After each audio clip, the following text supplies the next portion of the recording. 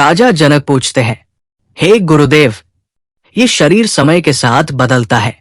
बाल काले से सफेद हो जाते हैं, त्वचा ढल जाती है, अंग कमजोर हो जाते हैं और अंततः ये शरीर मिट्टी में मिल जाता है। लेकिन इसके बीच भी मुझे लगता है कि मेरे भीतर कुछ है जो कभी नहीं बदलता। कृपा करके बताइए, आत्मा और शरीर में वास्तविक अंतर क्या है? अष्टावक्र बताते हैं, हे राजन, यही प्रश्न तुम्हें सत्य की ओर ले जाएगा।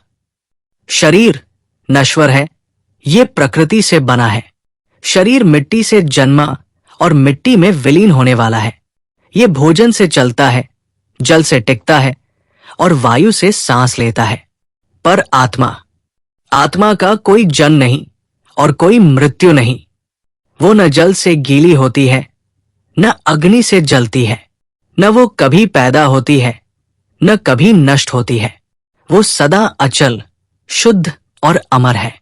राजा जनक पूछते हैं, हे गुरुदेव, यदि आत्मा अमर है और शरीर नश्वर, तो फिर हम अपने आप को शरीर क्यों मान लेते हैं? अष्टावक्र बताते हैं, हे राजन, यही सबसे बड़ा भ्रम है। मनुष्य अपने आप को इस शरीर से जोड़ लेता है। मैं सुंदर हूं, मैं कुरूप हूं, मैं बूढ़ा हूं, मैं बीमार हूं। यही अज्ञान है। शरीर तुम्हारा आवरण है, पर तुम वो नहीं हो। जैसे कोई वस्त्र तुम्हें ढकता है, वैसे ही ये शरीर आत्मा को ढकता है। कपड़ा फट जाए तो वस्त्र बदल जाता है, पर वस्त्र पहनने वाला वही रहता है। ऐसे ही मृत्यु भी केवल वस्त्र परिवर्तन है। मृत्यु आत्मा का अंत नहीं, बल्कि केवल शरीर का अंत है। आत्मा तो अनंत यात्रा पर है। शरीर को मृत्यु छू सकती है, पर आत्मा को नहीं। शरीर रोगी हो सकता है, पर आत्मा सदा स्वस्थ है।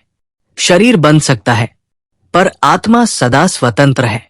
राजा जनक पूछते हैं, हे गुरुदेव, यदि मैं आत्मा हूं तो मेरे सारे दुख और भय क्यों बने रहते हैं? अष्टावक्र बताते हैं, हे राजन, दुख और भय केवल शरीर और मन से जुड़े हैं। जब तक तुम मैं शरीर हूं ये मानते रहोगे, तब तक तुम्हें रोग, शोक और मृत्यु का भय सताता रहेगा। पर जैसे ही तुम जान लोगे कि मैं शुद्ध चैतन्य आत्मा हूं, तो मृत्यु भी तुम्हें डरा नहीं पाएगी, क्योंकि आत्मा मृत्यु से परे है। शरीर अस्थाई है, इसे बदलना ही है, पर आत्मा शाश्वत है, इसे कोई छू भी नहीं सकता। जो व्यक्ति अपने को शरीर मानता है वही संसार के बंधन में है, और जो स्वयं को आत्मा पहचान लेता है वही मुक्त हो जाता है।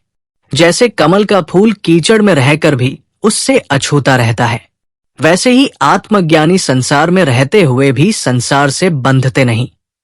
तुम ये शरीर नहीं, बल्कि शुद्ध आत्मा हो। यही ज्ञान ही सच्ची मुक्ति है।